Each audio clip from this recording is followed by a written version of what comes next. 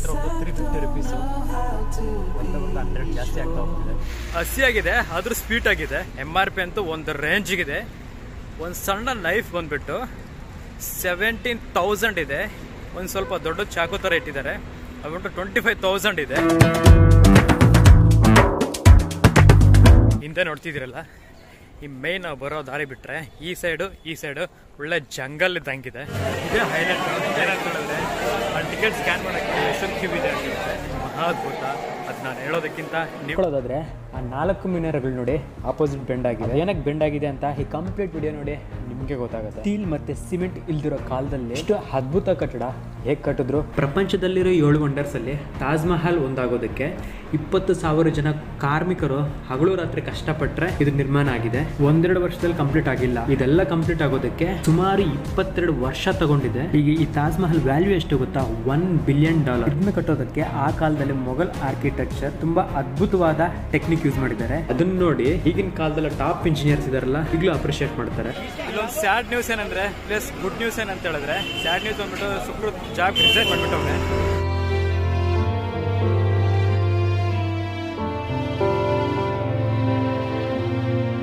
ತಾಯ್ವಾನ್ ಇಂದ ದೇವಿ plus ನೂಕಾ. So ಇಬ್ರು ನಮ್ಮ ಸಬ್ಸ್ಕ್ರೈಬರ್ಸ್. ನಮಸ್ತೆ ಅವ್ರು, welcome back to the rider Ramesh YouTube channel. I hope everyone doing absolutely great. ಇವತ್ತು ಬೇಗ ಏನಕ್ಕೆ ಬ್ಲಾಗ್ ಶುರು ಮಾಡಿದ್ದೀವಿ ಅಂತ ಹೇಳಿದ್ರೆ, ಇವತ್ತು ಬಂದ್ಬಿಟ್ಟು ಆಗ್ರಾಗೆ ಹೋಗ್ತಿದ್ದೀವಿ. ತಾಜ್ ಮಹಲ್ ವಿತ್ ವಿವೇಕ್ ಕಾರಲ್ಲಿ. ವಿವೇಕ್, ವಿಷ್ಣು, ಸುಕೃತ್, ವಿವೇಕ್ ಫ್ರೆಂಡ್ ಒಬ್ರು ಆ್ಯಡ್ ಆಗ್ತಾರೆ. ಟೈಮ್ ಬಂದ್ಬಿಟ್ಟು ಆಲ್ಮೋಸ್ಟ್ 6 ಗಂಟೆ ಆಗ್ತಾ ಬರ್ತಿದೆ. ವಿವೇಕ್ ಫ್ರೆಂಡ್ ಪಿಕಪ್ ಮಾಡ್ಕೊಂಡು ಹೋಗ್ತಿದ್ದೀವಿ. ವೆದರ್ ಅಂತೂ ಬಂದ್ಬಿಟ್ಟು ರೈನಿ ಆಗಿದೆ. ಮಳೆ ಬಿದ್ದು ಆಲ್ರೆಡಿ ನಿಂತಿದೆ, ಒಂದೊಂದು ಹನಿನಾಗಿ ಬೀಳ್ತಾ ಇದೆ. ನಾವು ಬಂದ್ಬಿಟ್ಟು ಗ್ರೇಟರ್ ನೋಯ್ಡಾ ಕಡೆ ಹೋಗ್ತಾ ಇದ್ದೀವಿ.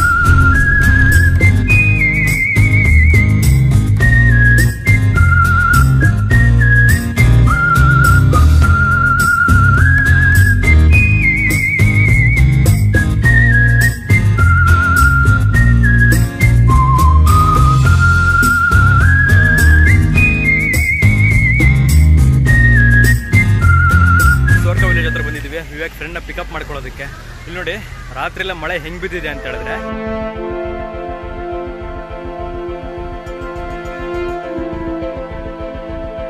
ನೈಟ್ ಎಲ್ಲ ಒಂದು ರೇಂಜಿಗೆ ಮಳೆ ಬಿದ್ದಿದೆ. ಬಟ್ ಇಲ್ಲಿ ಮಾತ್ರ ಮಳೆ ನಿಂತಿದೆ. 104 ಅಲ್ಲಿ ಇದ್ವಲ್ಲ, ಅಲ್ಲಾದ್ರೆ ಒಂದೊಂದು ಹನಿನ ಬೀಳ್ತಾ ಇತ್ತು. ವಿವೇಕ್ ಕಾರ್ ಒಳಗಡೆ ನಮ್ಮ ಸಿಂಹಾಸನಗಳ ತೋರಿಸ್ತೀನಿ ನೋಡಿ. Vivek Rathasarathi and Vivek friend and Vishnu and Sukrut and finally me. Final ಆಗಿ ನಮ್ಮ ಟ್ರಿಪ್ ಸ್ಟಾರ್ಟ್ ಆಯಿತು. 6:35 ಆಗ್ತಾ ಬರ್ತಿದೆ. ಈಗ ಡೈರೆಕ್ಟ್ ಆಗ್ರಾ. ಮಧ್ಯದಲ್ಲಿ ಒಂದು ಬ್ರೇಕ್ ತಗೊಂತೀವಿ, ಅದು ಬ್ರೇಕ್ಫಾಸ್ಟ್ ಬ್ರೇಕು. ಮೇ ಬಿ ಅಲ್ಲಿ ರೀಚ್ ಆದ್ಮೇಲೆ ತಗೊಳ್ಳೋಣ ಅಂತಿದ್ದೀವಿ. ನೋಡೋಣ, ಸಿಂಗಲ್ ಸ್ಟ್ರೆಚಲ್ಲಿ ರೀಚ್ ಆಗೋಣ ಅಂತಿದ್ದೀವಿ. ಮುಂದ್ಗಡೆ ನಾನು, ವಿಷ್ಣು, ಸುಕೃತ್, ಮುಂದ್ಗಡೆ ವಿವೇಕ್ ಫ್ರೆಂಡ್.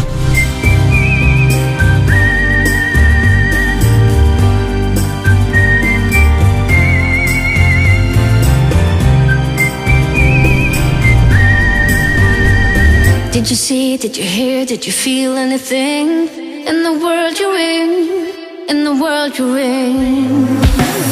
Brutality. ವೆದರ್ ನೋಡಿ ಯಾವ ತರ ಇದೆ ಅಂತ ಹೇಳಿದ್ರೆ, this place where people forget and you get another try. So come open up my door.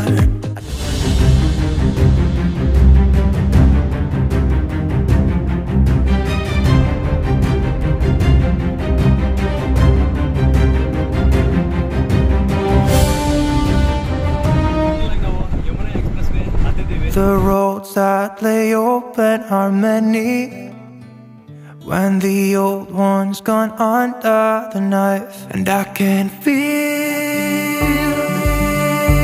the sun on my skin.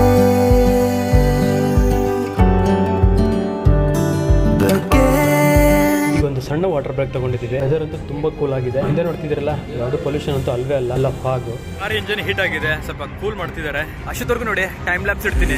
I was lost in space, but you pulled me down and wiped away those cloudy thoughts. I could see the sky when you were close to me. I can't believe what you brought. You took it, you took it, took away my loneliness. So I know it. Labs ಹೇಗಿತ್ತು, ಚೆನ್ನಾಗಿತ್ತು ಅಂತಾನೆ ನಾನು ಅನ್ಕೊಂಡಿದ್ದೀನಿ. ಸ್ವಲ್ಪ photo shoot ಇದೆ, ನೋಡ್ಬೇಕಂತ ಹೇಳಿದ್ರೆ ಗೊತ್ತಲ್ಲ, Instagram ನ ಫಾಲೋ ಮಾಡಿ, ಇನ್ಸ್ಟೆಂಟ್ ಆಗಿ ಅಪ್ಡೇಟ್ ಸಿಗುತ್ತೆ. ಇಲ್ಲಿ ಬಂದು rider Ramesh Kumar Yamuna expressway ಅಲ್ಲಿ ಆನ್ಲೈನ್ ಯಮುನಾ ಎಕ್ಸ್ಪ್ರೆಸ್ ಪೆಟ್ರೋಲ್ ಹತ್ರ ಇದೀವಿ. 4 wheeler ಬಂದ್ಬಿಟ್ಟು 250 rupees ಚಾರ್ಜ್ ಮಾಡ್ತೀವಿ. Now I'm fresh up out that mud. I'm a diamond in the rough. So when you see me, anything but luck now. Busy doing me. I'm out their range. I'm out of reach now. Almost like the sun rise above the mountains, over the seas of deep. And if you have time, shine where darkness haunts me. It's in the past, I believe. Second toll gate ಹತ್ರ ಬಂದಿದ್ದೀವಿ. Same Yamuna express way. Show me which way to ಒಂದು 250 rupees ಇತ್ತಲ್ಲ, ಈ toll ಹತ್ರ ಒಂದು 350 rupees, ಒಂದು 100 ಜಾಸ್ತಿ ಆಗ್ತಾ ಹೋಗ್ತಿದೆ. over the hills of green. ಆ ಟೋಲ್ ಪ್ಲಾಜಾ ಇಂದ 1 kilometer ಮುಂದೆ ಬಂದ್ಬಿಟ್ಟು ಸೆಕೆಂಡ್ ವಾಟರ್ ಬ್ರೇಕ್ ತಗೊಳ್ತಾ ಇದ್ದೀವಿ. ಸೊ ಕಂಪ್ಲೀಟ್ ಆಗಿ ಎಲ್ಲರೂ ಇಳಿದಿದ್ದಾರೆ. ಸೊ ಇಲ್ಲೊಂದು ಸ್ವಲ್ಪ ಹೊತ್ತು ವಾಟರ್ ಬ್ರೇಕ್ ತಗೊಂಡು ಮತ್ತೆ ಡ್ರೈವ್ ಕಂಟಿನ್ಯೂ ಮಾಡ್ತೀವಿ.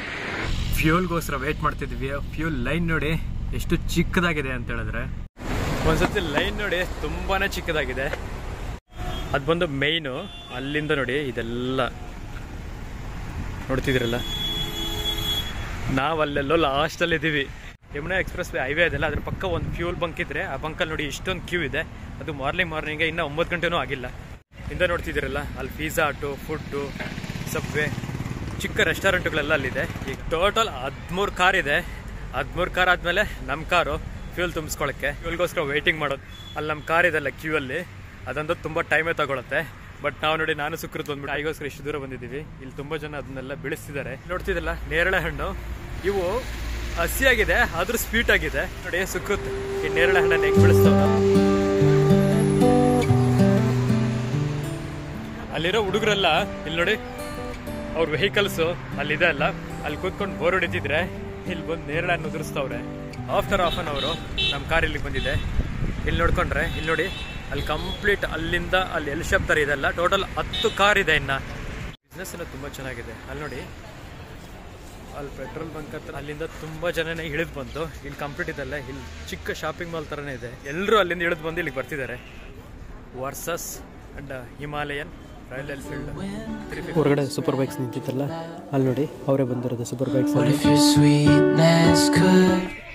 ನೋಡಿ ಒಳಗಡೆ ಚಿಕ್ಕ ಶಾಪ್ ಇದೆಲ್ಲ, ಶಾಪ್ ಒಳಗಡೆ ನೋಡಿ ಎಷ್ಟೊಂದು ಕಲೆಕ್ಷನ್ಸ್ ಇದೆ.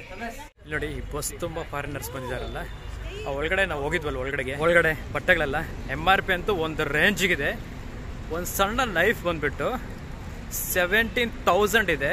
ಒಂದು ಸ್ವಲ್ಪ ದೊಡ್ಡ ಚಾಕು ಥರ ಇಟ್ಟಿದ್ದಾರೆ, ಅದುಬಿಟ್ಟು 25,000 ಇದೆ. ಟ್ರೆಡಿಷ್ನಲ್ ಆಗಿದೆ ಅಲ್ಲ ಡ್ರೆಸ್ಸುಗಳು, ಫಾರಿನರ್ಸ್ಗೆಲ್ಲ ಇದು ಇಂಡಿಯನ್ ಟ್ರೆಡಿಷನಲ್, ಇಂಡಿಯನ್ ಸಿಲ್ಕ್ ಅಂತ ಹೇಳ್ಬಿಟ್ಟು 3,000 4,000 ಒಂದು ರೇಂಜಿಗಿದೆ. MRP ಅಂತೂ ದೋಚ್ಕೊಂತವ್ರೆ ಫಾರಿನರ್ಸ್ ಅಂತೂ. ಅದನ್ನ ರಿಕ್ವೆಸ್ಟ್ ಮಾಡ್ಕೊಂಡ್ಬಿಟ್ಟು ಸಣ್ಣದು ಚೂಡಿದಾರ ಥರದ್ದು ಟಾಪು, ಆ ಟಾಪ್ ಮಾತ್ರನೇ 3,000 4,000 ಕೊಟ್ಟು ಪೇ ಮಾಡಿ ತಗೊಂತವ್ರೆ.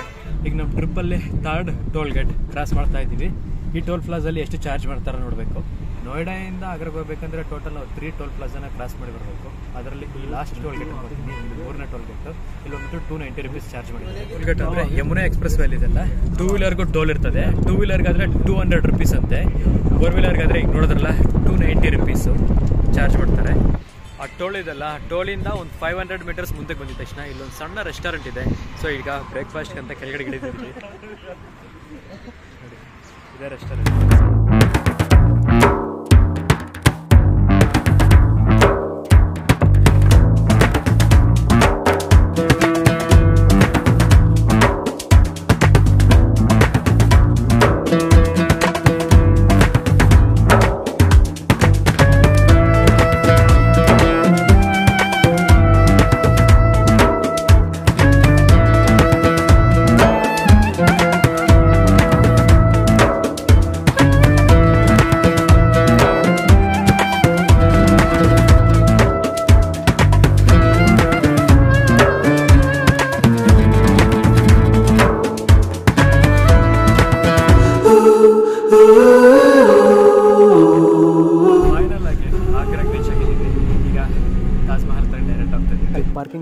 ಕಾರ್ ಪಾರ್ಕ್ ಮಾಡಿಬಿಟ್ಟು ಈಗ ತಾಜ್ ಮಹಲ್ ಹತ್ರ ಹೋಗ್ತಾ ಇದ್ದೀವಿ.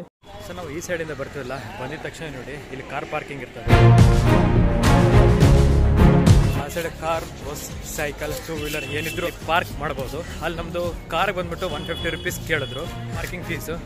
ಫೈನಲ್ ಆಗಿ ಅವರು 120 ರುಪೀಸ್ ಅವ್ರು ಹೇಳಿದ್ರು, ಸರ್ ಹೋದ್ರೋಗ್ಲಿ 120 ರುಪೀಸ್ ಪೇ ಮಾಡಿ ಸಾಕು ಅಂತ ಹೇಳಿದ್ರು. ವಿತ್ ಬಿಲ್ ಕೊಡ್ತೀವಿ ಅಂತ. ಒಳಗಡೆ ಕಾರ್ ಪಾರ್ಕ್ ಮಾಡಿದ್ದೀವಿ 120 ರುಪೀಸ್ಗೆ. ಇಲ್ಲಿ ನಾವು ನೋಡ್ಕೊಂಡ್ರೆ ಇಲ್ಲಿ ತುಂಬ ಜನನೇ ಬೈ ವಾಕ್ ಹೋಗ್ತಿರ್ತಾರೆ. ದೊಡ್ಡವ್ರು ನಿಮ್ಮ ಜೊತೆಲಿ ಬಂದಿದ್ರೆ ಇಲ್ಲಿ ನೋಡಿ ಬರ್ತಿದ್ದಲ್ಲ ಈ ವೆಹಿಕಲ್ ಅಂತ ಹೇಳ್ಬಿಟ್ಟು ಅದರಲ್ಲಿ ಬೇಕಾದ್ರೆ ನೀವು ಹೋಗ್ಬೋದು. ಪರ್ ಹೆಡ್ಗೆ 20 ರುಪೀಸ್ ಚಾರ್ಜ್ ಮಾಡ್ತಾರೆ. ಕಂಪ್ಲೀಟ್ ಇಲ್ಲಿರೋದನ್ನೆಲ್ಲ ಎಕ್ಸ್ಪ್ಲೋರ್ ಮಾಡ್ತೀವಿ ಸರ್ ಅಂತ 3-4 ಪ್ಲೇಸಸ್ ಹೇಳ್ತಾರೆ. 3-4 ಪ್ಲೇಸಸ್ಗೆ 20 ರುಪೀಸ್ ಪರ್ ಹೆಡ್ ಅಂತ ಬಿಟ್ಟು ತೊಗೊತೀವಿ ಬನ್ನಿ ಅಂತ ಹೋಗ್ತಾರೆ. ನೀವು ಹಾಗಾದರೂ ಹೋಗ್ಬೋದು, ಅದರ ವೆಹಿಕಲಲ್ಲಿ ಕೂತ್ಕೊಂಡಾದರೂ ಹೋಗ್ಬೋದು. ಇಲ್ಲ ಅಂತ ಹೇಳಿದ್ರೆ ಇಲ್ಲಿ ನೋಡಿ ನಾವು ಹೋಗ್ತಿದ್ವಲ್ಲ ಬೈ ವಾಕ್, ಹಿಂಗೆ ಬೇಕಾದ್ರೆ ಹೋಗಿ ಎಕ್ಸ್ಪ್ಲೋರ್ ಮಾಡ್ಬೋದು. ಸುಕೃತ್ ಬ್ರೇಕ್ಫಾಸ್ಟ್ ಹಿಂದೆ ನೋಡ್ತಿದ್ದೀರಲ್ಲ, ಈ ಮೇನ್ ನಾವು ಬರೋ ದಾರಿ ಬಿಟ್ಟರೆ ಈ ಸೈಡು ಒಳ್ಳೆ ಜಂಗಲ್ ಇದ್ದಂಗಿದೆ.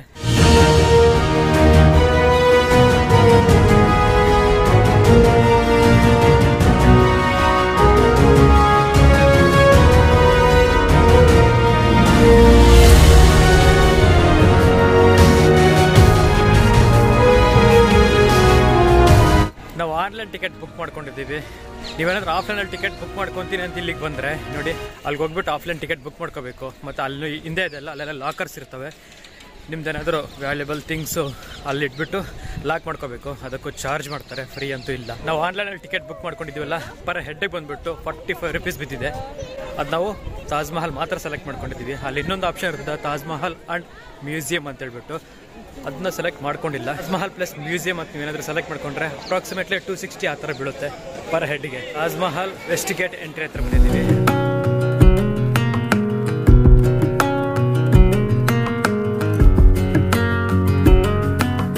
ಇದೇ ಹೈಲೈಟ್.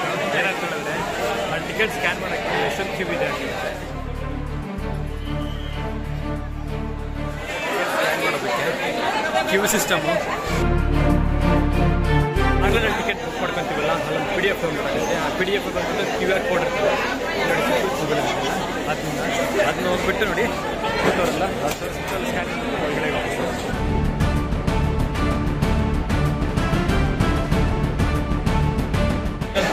ಕ್ಯೂ ಸಿಸ್ಟಮ್ ಅಂತೂ ತುಂಬಾ ಇದೆ. ಬ್ಯಾಗ್ ಎತ್ಕೊಂಡಿದ್ದಾರಲ್ಲ, ಅದೊಂದು ಲಗೇಜ್ ಸೆಕ್ಷನ್ ಫ್ರೀ ಇದೆ ನೋಡ್ತಿದ್ದಾರಲ್ಲ.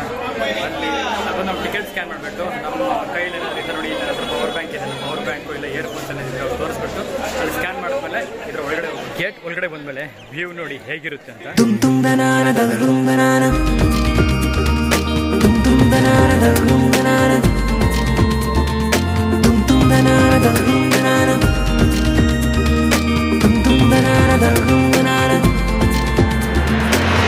ವೆಸ್ಟ್ ಗೇಟ್ ಒಳಗಡೆ ಬಂದಮೇಲೆ ಈ ಬ್ಯೂಟಿ ನೋಡಿ.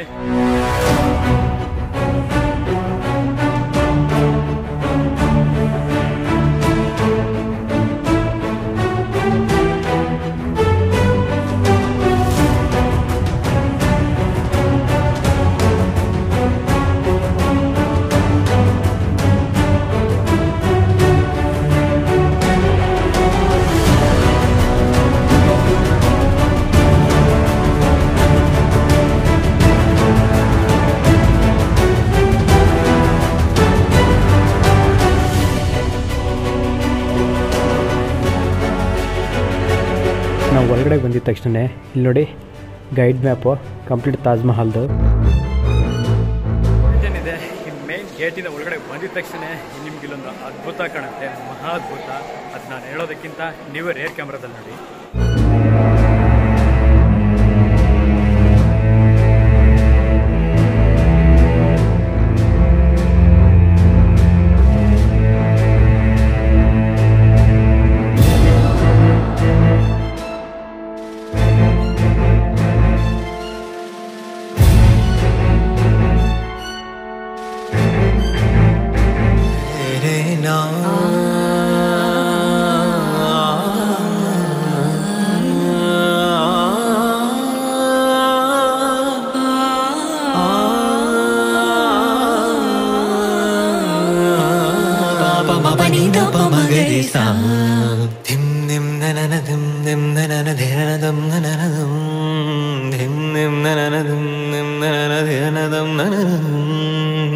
ನಾವು ಗೇಟಿನ ತಕ್ಷಣ ಕಂಪ್ಲೀಟ್ 360 ಡಿಗ್ರಿ ಆ್ಯಂಗಲ್ ನೋಡಿ ಯಾವ ಥರ ಕಾಣುತ್ತೆ ಅಂತ.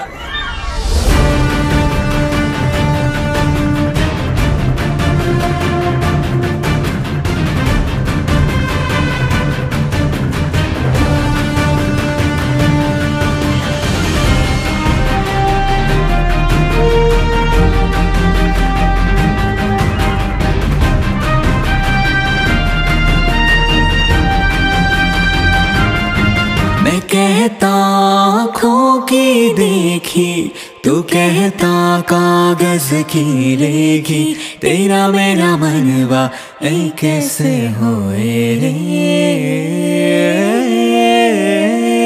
दुम दुम दनाना दुम दुम दनाना दग दुम दना दुम दुम दनाना दग दुम. ಇದುವರೆಗೂ ನೋಡಿದ್ರಲ್ಲ ಅಲ್ಲಿಂದ ತೆಗೆದಿರೋ ಕ್ಲಿಪ್ಸು, ನಮ್ಮಿಂದ ನೋಡ್ತಿದ್ರಲ್ಲ ತಾಜ್ ಮಹಲ್. ವಂಡರ್ಸಲ್ಲಿ ಇದೊಂದು ವಂಡರು, ಮಹಾ ಅದ್ಭುತ ಅಂತಲೇ ಹೇಳ್ಬೋದು. ಅದು ಅಲ್ಲದೆ ನಮ್ಮ ಇಂಡಿಯಾದಲ್ಲಿರೋದು. ಈಗ ಟಾಸ್ಕ್ ಏನಂತ ಹೇಳಿದ್ರೆ, ಈಗ ನಮ್ಮ ಹುಡುಗರನ್ನ ಹುಡುಕೋದು. ಹುಡುಗರು ಎಲ್ಲೋಗಿದಾರೋ ಗೊತ್ತಿಲ್ಲ, ಹುಡುಕಿ ಶುರು ಮಾಡೋಣ ನಮ್ಮ ಫಿಲಿಮ್ ಮೇಕಿಂಗ್ನ. ಇಲ್ಲಿಂದ ನೋಡಿ ಗೇಟ್ ಯಾವ ಥರ ಕಾಣುತ್ತೆ ಅಂತ ರೇರ್ ಕ್ಯಾಮ್ರಾ.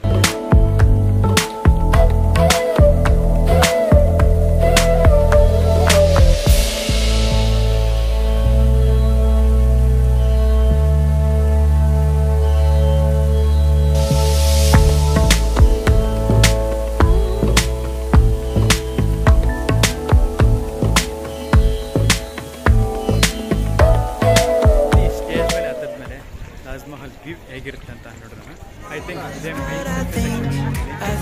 ತುಂಬ ಜನನೇ ಫೋಟೋ ಇಟ್ಕೊಂಡು ಹೇಳೋದು ಬಿಸಾಕ್ತವ್ರೆ ಫೋಟೋಗಳಲ್ಲಿ. ನಾವು ನೋಡ್ಕೊಳ್ಳೋದಾದ್ರೆ ಆ 4 ಮಿನಾರಗಳು ನೋಡಿ ಆಪೋಸಿಟ್ ಬೆಂಡ್ ಆಗಿದೆ. ಏನಕ್ಕೆ ಬೆಂಡ್ ಆಗಿದೆ ಅಂತ ಈ ಕಂಪ್ಲೀಟ್ ವಿಡಿಯೋ ನೋಡಿ ನಿಮಗೆ ಗೊತ್ತಾಗುತ್ತೆ. ಸ್ಟೀಲ್ ಮತ್ತೆ ಸಿಮೆಂಟ್ ಇಲ್ದಿರೋ ಕಾಲದಲ್ಲಿ ಎಷ್ಟು ಅದ್ಭುತ ಕಟ್ಟಡ ಹೇಗೆ ಕಟ್ಟಿದ್ರು. ಪ್ರಪಂಚದಲ್ಲಿರೋ 7 ವಂಡರ್ಸ್ ಅಲ್ಲಿ ತಾಜ್ ಮಹಲ್ ಒಂದಾಗೋದಕ್ಕೆ 20,000 ಜನ ಕಾರ್ಮಿಕರು ಹಗಲು ರಾತ್ರಿ ಕಷ್ಟಪಟ್ಟರೆ ಇದು ನಿರ್ಮಾಣ ಆಗಿದೆ. 1-2 ವರ್ಷದಲ್ಲಿ ಕಂಪ್ಲೀಟ್ ಆಗಿಲ್ಲ. ಇದೆಲ್ಲ ಕಂಪ್ಲೀಟ್ ಆಗೋದಕ್ಕೆ ಸುಮಾರು 22 ವರ್ಷ ತಗೊಂಡಿದೆ. ಈಗ ಈ ತಾಜ್ ಮಹಲ್ ವ್ಯಾಲ್ಯೂ ಎಷ್ಟು ಗೊತ್ತಾ? $1 ಬಿಲಿಯನ್. ಇದನ್ನ ಕಟ್ಟೋದಕ್ಕೆ ಆ ಕಾಲದಲ್ಲಿ ಮೊಘಲ್ ಆರ್ಕಿಟೆಕ್ಚರ್ ತುಂಬಾ ಅದ್ಭುತವಾದ ಟೆಕ್ನಿಕ್ ಯೂಸ್ ಮಾಡಿದ್ದಾರೆ. ಅದನ್ನ ನೋಡಿ ಈಗಿನ ಕಾಲದಲ್ಲಿ ಟಾಪ್ ಇಂಜಿನಿಯರ್ಸ್ ಇದಾರಲ್ಲ ಈಗಲೂ ಅಪ್ರಿಷಿಯೇಟ್ ಮಾಡ್ತಾರೆ. ನಮ್ಮ ಹುಡುಗರು ಸ್ಟೇಜ್ ಪಕ್ಕನೆ ಫೋಟೋ ಸೆಕ್ಷನ್ ಅಲ್ಲಿ ತುಂಬಾ ಬ್ಯುಸಿ ಆಗಿದ್ರು. ಸೊ ಈಗ ಆಲ್ಮೋಸ್ಟ್ ಅಲ್ಲಿ ನಾವು ತಾಜ್ ಮಹಲ್ ಮುಂದೆ ನಿಂತಿದ್ದೀವಿ. ನಾವು ಇದುವರೆಗೂ ಟಿಕೆಟ್ ತಗೊಂಡಿದ್ವಲ್ಲ, ಆ ಟಿಕೆಟ್ ಓನ್ಲಿ ಇದ್ರ ಕೆಳಗಡೆ ಓಡಾಡೋದಕ್ಕೆ ಮಾತ್ರನೇ. ನಾವು ತಾಜ್ ಮಹಲ್ ಮೇಲ್ಗಡೆ ಅಲ್ಲಿವರೆಗೂ ಹೋಗ್ಬೇಕು ಅಂತ ಹೇಳಿದ್ರೆ ಅಡಿಷನಲ್ ಆಗಿ ಟಿಕೆಟ್ ಪೇ ಮಾಡಬೇಕು. ಅದು ಬಂದ್ಬಿಟ್ಟೆ Taj Mahal and museum option ಇತ್ತಲ್ಲ, ಅದೇ ಅಲ್ಲಿ ಕ್ಯಾಶ್ ಕೌಂಟರ್ ಇದೆಲ್ಲ, ಅಲ್ಲಿ ಬಂದ್ಬಿಟ್ಟು ಕಾರ್ಡ್ ನಾಟ್ ಅಕ್ಸೆಪ್ಟೆಡ್, UPI ಏನು ವರ್ಕ್ ಆಗಲ್ಲ. ಇಂಟರ್ನೆಟ್ ಕೂಡ ಅಷ್ಟೇ, ಜಿಯೋ ನೆಟ್ವರ್ಕ್ ಒಂದೇ ವರ್ಕ್ ಆಗುತ್ತೆ. ಇಲ್ಲಿ 200 ರೂಪೀಸ್ ಬೀಳುತ್ತೆ ಆ ತಾಜ್ ಮಹಲ್ ಮೇಲ್ಗಡೆ ಹೋಗ್ಬೇಕು ಅಂತ ಹೇಳಿದ್ರೆ. ಇದುವರೆಗೂ ನಾವು ತಗೊಂಡಿದ್ವಲ್ಲ ಅದು ಬಂದ್ಬಿಟ್ಟು ಬರೀ ಕೆಳಗಡೆ ಓಡಾಡೋದಕ್ಕೆ ಮಾತ್ರನೇ. ಸೊ ಅಲ್ಲಿ ಹೋಗ್ಬಿಟ್ಟು ಅಶೋಕ್ ಆ ಥರ ಕವರ್ ಹಾಕೊಂಡ್ಬಿಟ್ಟು ಈಗ ಮೇಲ್ಗಡೆ ಹೋಗ್ತಾ ಇದ್ದೀವಿ ತಾಜ್ ಮಹಲ್ ಹತ್ರಗೆ. ನೋಡ್ತಿದ್ದೀರಲ್ಲ ಕಾಲ್ಗೆ ಆ ಥರ ಹಾಕ್ಕೊಂಡು, ಅವರೆಲ್ಲ ನಮ್ಮ ಗೆಳೆಯಂದ್ರೆ ಹಾಕೊಂಡಿರಲ್ಲ ಕಾಲ್ಗೆ ಆ ಥರ ಹಾಕೊಂಡ್ಬಿಟ್ಟು ತಾಜ್ ಮಹಲ್ ಮೇಲ್ಗಡೆಗೆ ಅಲ್ಲಿ ಹೋಗ್ತಾ ಇದ್ದೀವಿ. ಇಂದ ನೋಡ್ತಿದ್ದೀರಲ್ಲ ಅವನ್ನ ಸ್ಕ್ಯಾನ್ ಮಾಡಿಬಿಟ್ಟು ಕಳಿಸ್ತಾರೆ. ನಮ್ಮದು PDF ಡೌನ್ಲೋಡ್ ಆಗಿರುತ್ತಲ್ಲ, ಆ PDF ಡೌನ್ಲೋಡಲ್ಲಿ QR ಕೋಡ್ ಇರ್ತದೆ, ಅದನ್ನ ಸ್ಕ್ಯಾನ್ ಮಾಡಿಬಿಟ್ಟು ಹೊರಗಡೆ ಕಳಿಸ್ತಾರೆ. ಎಲ್ಲ ಘಟ್ಟಗಳನ್ನು ಕ್ರಾಸ್ ಮಾಡಿ ಈಗ ತಾಜ್ ಮಹಲ್ ಮೆಟ್ಲು ಹತ್ತಾ ಇದ್ದೀವಿ. ಅಂತೂ ಎಲ್ಲ ಲೆವೆಲ್ಸ್ ಕ್ರಾಸ್ ಮಾಡಿಕೊಂಡು ಮೇಲ್ಗಡೆ ಬಂದ್ಬಿಟ್ಟಿದ್ವಿ. ಹಿಂದೆ ನೋಡ್ತಿದ್ರಲ್ಲ ಪ್ರೇಮಿಕರ ಸಿಂಬಾಲಿಕ್ ಆಗಿ ತಾಜ್ ಮಹಲ್. ನೀವು ತಾಜ್ ಮಹಲ್ ನೋಡ್ತಿದ್ರೆ ನಿಮ್ಗೆ ಎಲ್ಯೂಷನ್ ತರ ನೋಡ್ತಿದ್ದೆ. ಎಕ್ಸಾಕ್ಟ್ಲಿ ತಾಜ್ ಮಹಲ್ ಸೈಜ್ ಎಷ್ಟು ಅಂತ ಡಿಸೈಡ್ ಮಾಡಕ್ಕೆ ಆಗಲ್ಲ. 4 ಮಿನಾರಗಳು ಇದೆಲ್ಲ ಸೈಡಿಗೆ ಬೆಂಡ್ ಆದಂಗೆ ಕಾಣುತ್ತೆ. ಯಾಕಂತ ಹೇಳಿದ್ರೆ ಭೂಕಂಪ ದೊಡ್ಡ ಅರ್ಥಕ್ಕಿಗೆ ಬಂದ್ರೆ ಆ ಮಿನಾರಗಳು ತಾಜ್ ಮಹಲ್ ಮೇಲೆ ಬೀಳ್ಬಾರ್ದು ಅಂತ ಹೇಳ್ಬಿಟ್ಟು ಅದನ್ನ ಸೈಡ್ಗೆ ಬೆಂಡ್ ಆಗೋ ತರ ಕಟ್ಟಿದ್ದಾರೆ. ಅದೇ ಇನ್ ಕೇಸ್ ಏನಾದ್ರು ಸ್ಟ್ರೈಟ್ ಆಗಿ ಕಟ್ಟಿದ್ರೆ ತಾಜ್ ಮಹಲ್ ಮೇಲೆ ಬೀಳುತ್ತೇನೋ ಅಂತ ಕಾರಣ. ಅಲ್ಲಿ ಸ್ಟೆಪ್ಸ್ ಇದೆಲ್ಲ, ಕೆಳಗಡೆಯಿಂದ ಸ್ಟೆಪ್ಸ್ನಾಗ ಮೇಲ್ಗಡೆ ಬಂದ್ಬಿಟ್ಟು ಇಲ್ಲಿ ನೋಡಿ ಕ್ಯೂ ಸಿಸ್ಟಮ್ ಇದೆಲ್ಲ ಹಿಂಗಿಂದ ಬಂದು. ಸೊ ಇಲ್ಲಿಂದ ನೋಡಿ ಹಿಂಗೆ ಸುತ್ಕೊಂಡು ಸೊ ಹಂಗಿಂದ ಹಂಗೆ ಒಳಗಡೆ ಹೋದ್ರೆ ಸೊ ಅಲ್ಲಿ ಬಂದ್ಬಿಟ್ಟು ತಾಜ್ ಮಹಲ್ ಒಳಗಡೆ ದಾರಿ ಇದೆ. ಹೋಗಿದ ತಕ್ಷಣ ಒಳಗಡೆ ಸಮಾಧಿ ಇರ್ತದೆ. ದರ್ಶನ ಮುಗಿಸ್ಕೊಂಡು ಹೊರಗಡೆಗೆ ಬರೋದು. ತಾಜ್ ಮಹಲ್ ಮೇಲೆ ಏನೋ ಬರ್ದವ್ರೆ, ಅದನ್ನ ನೀವೇ ನೋಡಿ ರೇರ್ ಕ್ಯಾಮ್ರಾದಲ್ಲಿ.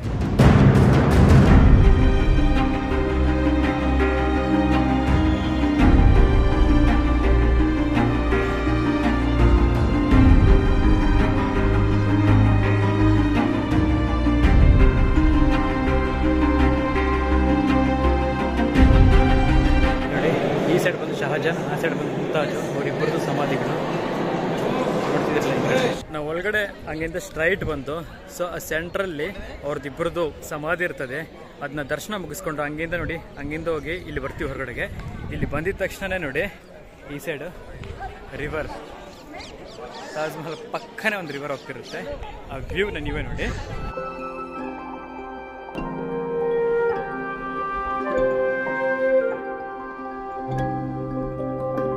1607ರಲ್ಲಿ 1607 ಹೀಗಿರೋ ಇಂಡಿಯಾ ಪಾಕಿಸ್ತಾನ್ ಆಗ ಮೊಘಲ್ ಎಂಪೈರ್ ಆಡಳಿತದಲ್ಲಿತ್ತು. ಮೊಘಲ್ ಶಹಂಶಾ ಮಗ ಶಬಾದ್ ಉದ್ದೀನ್ ಮಹಮ್ಮದ್ ಕುರಂ ಇವ್ರಿಗೆ 10 ವರ್ಷ ಬಂದಿದೆ ಅಂತ ಅವ್ರ ತಂದೆ ಆಗ್ರಾ ಫೋರ್ಟ್ ಅಲ್ಲಿ ಗ್ರ್ಯಾಂಡ್ ಪಾರ್ಟಿ ಕೊಡ್ತಾರೆ. ಅವ್ರ ತಂದೆಗೆ ಮಹಮ್ಮದ್ ಕುರಂ ಅಂದ್ರೆ ತುಂಬಾನೇ ಇಷ್ಟ. ಇವ್ರು ಪ್ರತಿ ಹುಟ್ಟಿದ ಹಬ್ಬದ ದಿನ ಇವ್ರನ್ನ ಬಂಗಾರದ ನಾಣ್ಯಗಳಿಂದ ತೂಕ ಮಾಡಿದ್ರು. ಬಂಗಾರದ ನಾಣ್ಯ ಇವ್ರ ಹೆಸರಲ್ಲೇ ಹಾಗೆ ಇಡ್ತಿದ್ರು. ಮಹಮ್ಮದ್ ಕುರಾನ್ಗೆ ಇದೊಂದು ಬಹುಮತಿನೇ ಅಲ್ಲ, ಇನ್ನೊಂದು ಬಹುಮತಿ ಸಿಕ್ತು, ಅದೇ ಮುಮ್ತಾಜ್. ಇವರ ಫಸ್ಟ್ ಕನ್ನೋಟದಲ್ಲೇ ಹೇಳಲಾರದಷ್ಟು ಪ್ರೀತಿ ಹುಟ್ಕೊಂತು. ಇವ್ರಿಗೆ ಮುಮ್ತಾಜ್ನ ಕೊಟ್ಟು ಮದುವೆ ಮಾಡಿದ್ರು. ಮದುವೆ ಆಗಿದ 10 ವರ್ಷಗಳು ಎಷ್ಟೋ ಯುದ್ಧಗಳು ಮಾಡಿದ್ರು. ಆ ಯುದ್ಧಗಳಲ್ಲಿ ವಿಜಯನ ಸಾಧಿಸಿದ್ರು. ಆಗ್ಲೇ ತಾನು ತನ್ನನ್ನ ಶಹಜಹಾನ್ ಅಂತ ಪ್ರಕಟಿಸಿದ. ಶಹಜಹಾನ್ ಅಂದ್ರೆ ಪ್ರಪಂಚದ ಬಾದ್ಶಾ ಅಂತ ಅರ್ಥ. ಜಹಾನ್ಗೆ ಟೋಟಲ್ 6 ಜನ ಹೆಂಡತಿಯರಿದ್ರು. ಜಹಾನ್ ಎಲ್ಲಾದ್ರೂ ಹೊರಗಡೆ ಹೋಗಿ ಬಂದ್ರೆ ಅವ್ರು ಬಂದಿದ ತಕ್ಷಣ ಅವ್ರ ಪ್ರೀತಿನ ಇವರೆಲ್ಲ ಎಕ್ಸ್ಪೆಕ್ಟೆಡ್ ಮಾಡ್ತಿದ್ರು.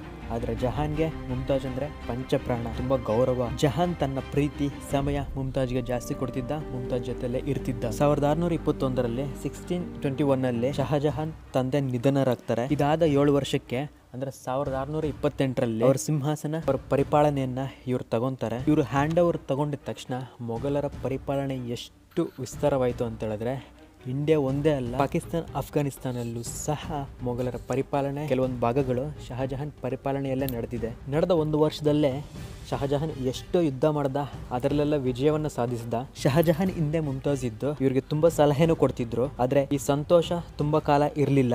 ಯಾಕಂದ್ರೆ ಮುಮ್ತಾಜ್ 4ನೇ ಮಗುವಿಗೆ ಜನ್ಮ ನೀಡಬೇಕಾದಾಗ ಇವರ ಆರೋಗ್ಯ ತುಂಬಾ ಕ್ಷೀಣಿಸುತ್ತೆ.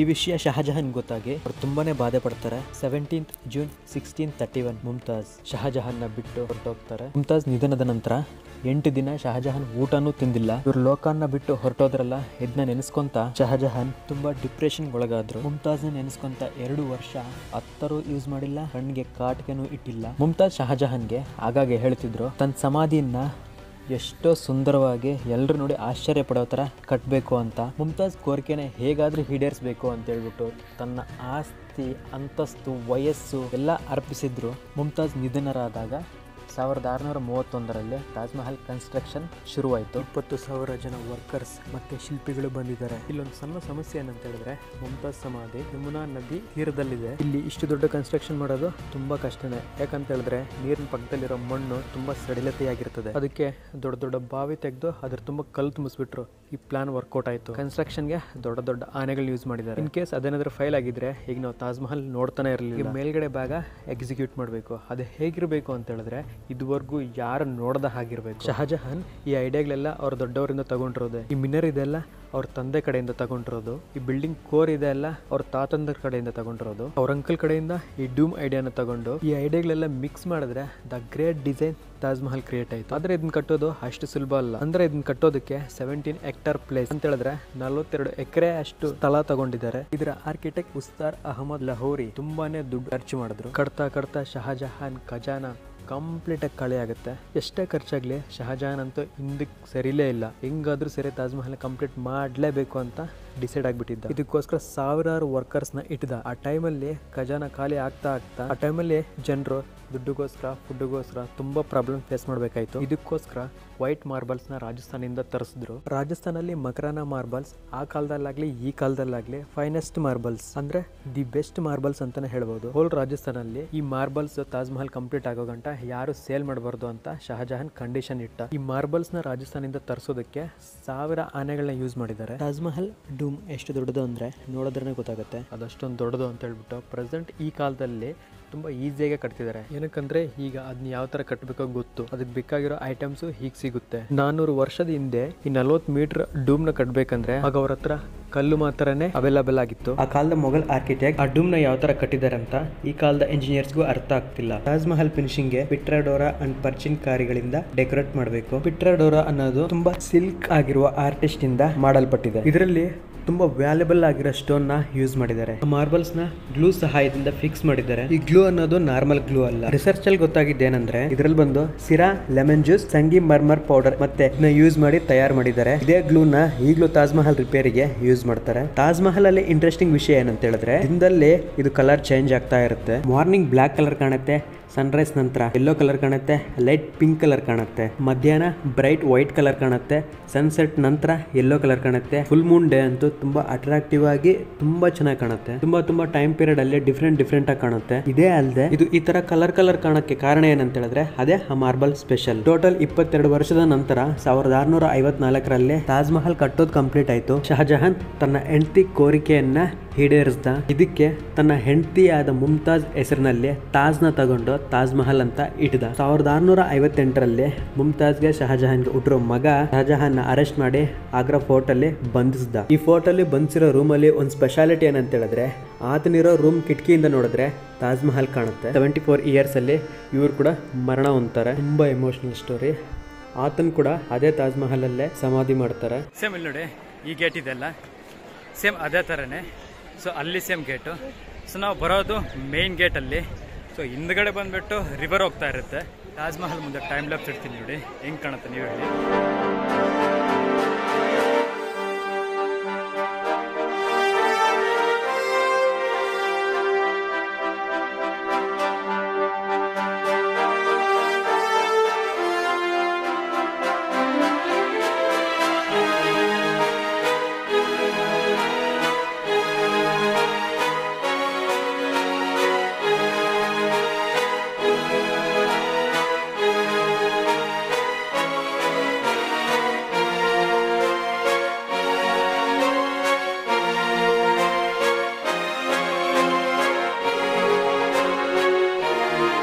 ನಾವು ತಾಜ್ ಮಹಲ್ಗೆ ಬಾಯ್ ಹೇಳ್ಬಿಟ್ಟು ಹೊರಡ್ತಾ ಇದ್ದೀವಿ. ಬರ್ತಿದ್ರಲ್ಲ ನೀವು ತಾಜ್ ಮಹಲ್ ಇಲ್ಲ ತುಂಬ ಜನನೇ ಬರ್ತಿದ್ದಾರೆ.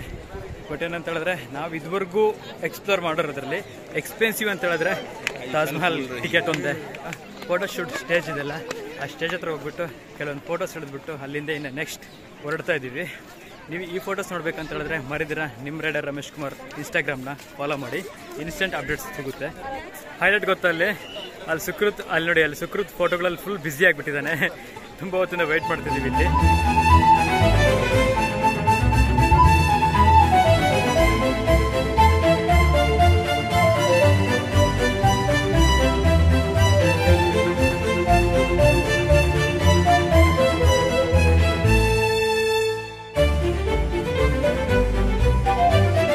ಇದರಲ್ಲ ಸುಕೃತ್ ಒಂದು ರೇಂಜಿಗೆ ಫೋಟೋಶೂಟ್ ಮಾಡ್ತಾವನೆ. ನೋಡಿದ್ರಲ್ಲ ಈ complete Taj Mahal exploring video ನಿಮ್ಗೆ ಇಷ್ಟ ಆಯಿತು ಅಂತ ಹೇಳಿದ್ರೆ ಮರಿದ್ರೆ ನಿಮ್ಮ ರೈಡರ್ ರಮೇಶ್ ಕುಮಾರ್ ಯೂಟ್ಯೂಬ್ ಚಾನಲ್ಗೆ ಲೈಕ್ ಮಾಡಿ, ಶೇರ್ ಮಾಡಿ, ಸಬ್ಸ್ಕ್ರೈಬ್ ಮಾಡಿ.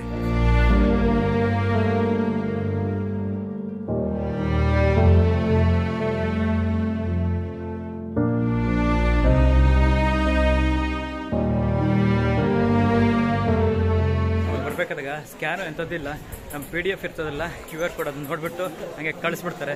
ಕಾಯಿನ್ಸ್ ಇದ್ರೆ ಕಲೆಕ್ಟ್ ಮಾಡ್ಕೊಂಡು ಅಲ್ಲಿ ಇಟ್ಕೊತಾರೆ. ನೋಡಿ ಹಿಂದ್ಗಡೆ ತಾಜ್ ರೆಸ್ಟೋರೆಂಟ್ ಬರ್ತವ್ರಲ್ಲ, ಸಡನ್ನಾಗಿ ನೋಡ್ಬಿಟ್ಟು ಏನು ತಾಜ್ ಹೋಟೆಲ್ ಇಲ್ಲಿದೆಯಾ ಅಂತ ಅಂದ್ಕೊಂಡೆ. ಬಟ್ ಹೈಲೈಟ್ ಏನಂದರೆ ಅಲ್ಲಿ ನೋಡಿ, ಅಲ್ಲಿ ತಾಜ್ ಮಹಲ್ ಇದೆ, ಇಲ್ಲಿ ಹೋಟೆಲ್ ಇದೆ, ತಾಜ್ ಹೋಟೆಲ್. ಲಾಜಿಕ್ ಚೆನ್ನಾಗಿದೆ ಅಲ್ಲ. ಹೇಳೋದ್ನಲ್ಲ ಅಲ್ಲಿ ಈ ವೆಹಿಕಲ್ ಅಂತ ಹೇಳ್ಬಿಟ್ಟು 20 ರೂಪೀಸ್ ಕೊಟ್ಟು ಈ ವೆಹಿಕಲ್ ಅಲ್ಲಿ ಹತ್ತಿದ್ರೆ ಏನಿಲ್ಲ. ಅಲ್ಲಿಂದ ಕರೆಕ್ಟಾಗಿ ಅಂತ ಹೇಳಿದ್ರೆ ಮೇನ್ ಗೇಟಿಂದ ಇಲ್ಲಿಗೆ ಮ್ಯಾಕ್ಸ್ ಅಂತ ಹೇಳಿದ್ರೆ ಒಂದು 600 ಮೀಟರ್ಸ್ ಇರ್ತದೆ. ಬಂದು ಇಲ್ಲಿ ಇಳಿಸ್ತಾರೆ ಮತ್ತು ಇಲ್ಲಿಂದ ಕರ್ಕೊಂಡು ಹೋಗ್ತಾರೆ. ಬೆಟರ್ ಬೈ ವಾಕ್ ಬಂದರೆ ಚೆನ್ನಾಗಿರುತ್ತೆ. ಇಲ್ಲ ಏನಾದರೂ ನಿಮ್ಮ ಕೈಲಿ ಆಗಲ್ಲ ಅಂತ ಹೇಳಿದ್ರೆ ಅನ್ಸೆ ಈ ವೆಹಿಕಲಲ್ಲಿ ಬಂದ್ಬಿಡಿ. ಪರ್ ಹೆಡ್ 20 ರೂಪೀಸ್ ಚಾರ್ಜ್ ಮಾಡ್ತಾರೆ. ಇಲ್ಲೊಂದು ಸ್ಯಾಡ್ ನ್ಯೂಸ್ ಏನಂದರೆ ಪ್ಲಸ್ ಗುಡ್ ನ್ಯೂಸ್ ಏನಂತ ಹೇಳಿದ್ರೆ, ಸ್ಯಾಡ್ ನ್ಯೂಸ್ ಬಂದ್ಬಿಟ್ಟು Sukruth job resign ಮಾಡಿಬಿಟ್ಟವ್ರೆ.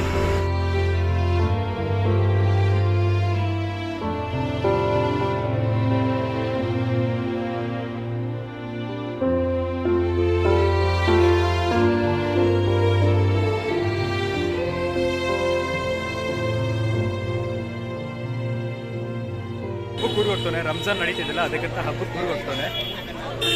Bye guys. So ಇನ್ನು ನಮ್ಮ ಬ್ಲಾಗ್ಸಲ್ಲಿ ಸುಕೃತ್ ಕಾಣಲ್ಲ. ಲಾಸ್ಟಾಗಿ ನಾನೇಂದ್ರೆ ಹೇಳಬೇಕಿದ್ಯಾ ನಮ್ಮ ಸಬ್ಸ್ಕ್ರೈಬರ್ಸ್ಗೆ? We'll meet next time in other places like Bangalore, some more explorers. I will go to the home after I will come again. Then don't forget to subscribe. We will meet you later. Thank you so much. ಇಲ್ಲಿ lunch ತಿನ್ನೋಣ ಅಂತ ಬಂದೆ ಇಲ್ಲಿ ರೆಸ್ಟೋರೆಂಟ್ಗೆ. ಇಲ್ಲಿ ಬಂದ್ಬಿಟ್ಟು ತಾಯ್ವಾನಿಂದ Debbie plus Luca, so ಇಬ್ರು ನಮ್ಮ ಸಬ್ಸ್ಕ್ರೈಬರ್ಸ್ ಅಂಡ್ ಅವರು ಅವ್ರ ಕಂಟ್ರಿಯಿಂದ ಬಂದ್ಬಿಟ್ಟು ಇಲ್ಲಿ ಇಂಡಿಯಾ ಕಂಪ್ಲೀಟ್ ಆಗಿ ಎಕ್ಸ್ಪ್ಲೋರ್ ಮಾಡಕ್ ಬಂದಿದ್ದಾರೆ.